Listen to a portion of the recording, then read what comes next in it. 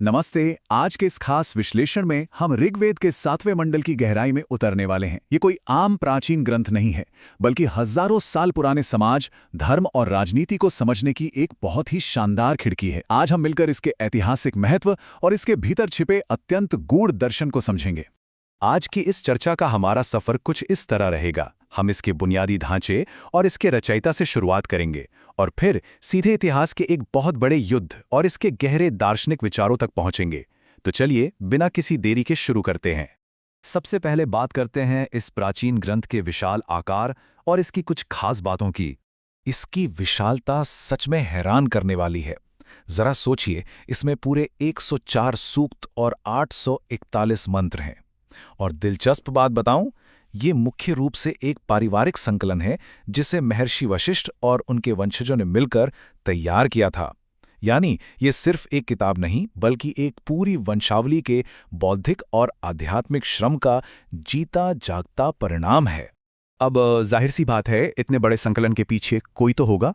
तो अब हम बात करेंगे इसके मुख्य रचयिता की। हम बात कर रहे हैं महर्षि वशिष्ठ की। अब देखिए, वो सिर्फ एक आध्यात्मिक गुरु नहीं थे, बल्कि अपने समय के एक बहुत ही प्रभावशाली राजनैतिक व्यक्तित्व भी थे। उन्हें ब्रह्मर्षि की सर्वोच्च उपाधि प्राप्त थी।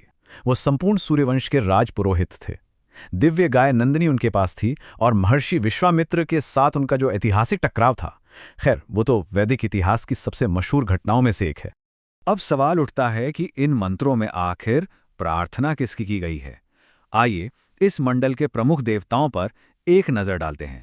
यहां ध्यान देने वाली बात यह है कि ये पूरी भक्ति कितनी सुव्यवस्थित थी।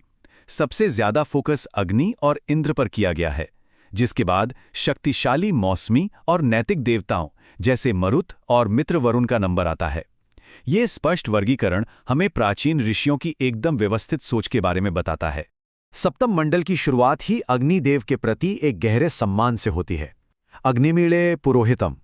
यहां अग्नि को केवल आग नहीं माना गया है, बल्कि उन्हें एक ब्रह्मांडीय पुरोहित और इंसानों तथा ईश्वरीय शक्तियों के बीच के सबसे अहम संदेशवाहक के रूप में पुकारा गया है। इन मंत्रों में इंद्र और वरुण देव का जो चित्रण है, वो सच में बहुत दिलचस्प है।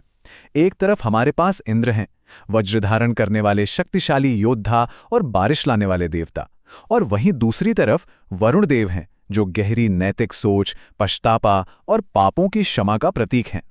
ये शक्ति और नैतिकता का एक बेहतरीन संतुलन है ना? और हां, बात सिर्फ योद्धाओं या नैतिक देवताओं पर ही खत्म नहीं होती। इसमें जीवनदायिनी नदी देवी सरस्वती का भी बहुत ही खूबसूरती से जिक्र है। उन्हें नदियों और माताओं में सर्वश्रेष्ठ बताया गया है। इसके साथ ही भगवान विष्णु के उस लौकिक स्वरूप को भी उजागर किया गया है, जहां वो अपने प्रसिद्ध 3 पगों से पूरे ब्रह्मांड को नाप लेते हैं। अच्छा, अब हम इतिहास के एक बहुत ही रोमांचक मोड़ पर आते हैं। ये इस ग्रंथ के सबसे पुराने ऐतिहासिक वर्णनों में से एक है, दशराग्य युद्ध, यानी 10 राजाओं का युद्ध। ये घटना किसी महाकाव्य से कम नहीं है। मान लीजिए, ये प्राचीन राजनीति और धर्म का एक अचूक मिश्रण था। विश्वामित्र को हटाकर वशिष्ठ को पुरोहित बनाना, फिर 10 राजाओं का राजा सुदास के खिलाफ एकजुट होकर परुष्णी नदी के तट पर हमला करना, और अंततः वशिष्ठ की प्रार्थनाओं से सुदास की वो ऐतिहासिक जीत, ये एक बेहद अद्भुत गाथा है। ऐतिहासिक नजरिए से देखें तो विद्वानों का मानना है कि लगभग 10वीं से 12वीं शताब्दी ईसा पूर्व के बीच हुए इस विशाल टकराव ने ही उस क्षेत्र की भू राजनीति नींव रखी थी।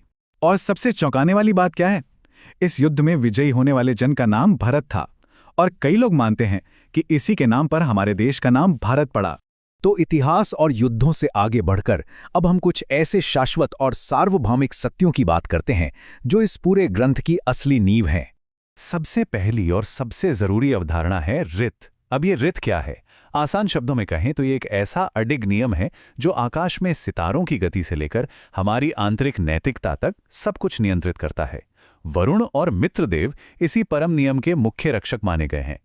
और जब इस लौकिक व्यवस्था यानी ऋत का उल्लंघन होता है, तो उसे अनृत कहा गया है। अनृत का मतलब है असत्य या अनैतिक आचरण। वरुण देवता इस अनृत की निगरानी अपनी माया के जरिए करते हैं। ध्यान रहे, यहां माया का मतलब कोई भ्रम नहीं है, बल्कि ये उनकी वो अलौकिक शक्ति और अविश्वसनीय दृष्टि है जिससे कुछ भी छिप नहीं सकता। अब इस पूरे ब्रह्मांडीय संतुलन को बनाए रखने के लिए ग्रंथ में यज्ञ को इंसानों और देवताओं के बीच एक जरूरी पुल की तरह बताया गया है। लेकिन ये पुल काम कैसे करता है? ये काम करता है ब्रह्मन की शक्ति से। यहां ब्रह्मन का अर्थ है अत्यंत सावधानी से गाए गए मंत्रों और बोले गए शब्दों की वो अपार पवित्र ऊर्जा। तो इस पूरी चर्चा के अंत में हमारे सामने एक बहुत ही गहरा सवाल आता है। सहस्राब्दियों पुराने ये श्लोक, सत्य और ये नैतिकता के विचार किस तरह आज भी गुप्त रूप से हमारे आधुनिक विश्व के दार्शनिक और भाषाई ढांचे को आकार दे रहे हैं? इस सवाल पर जरूर विचार कीजिएगा। आज के इस विश्लेषण में हमारे साथ जुड़ने के लिए बहुत बहुत धन्यवाद।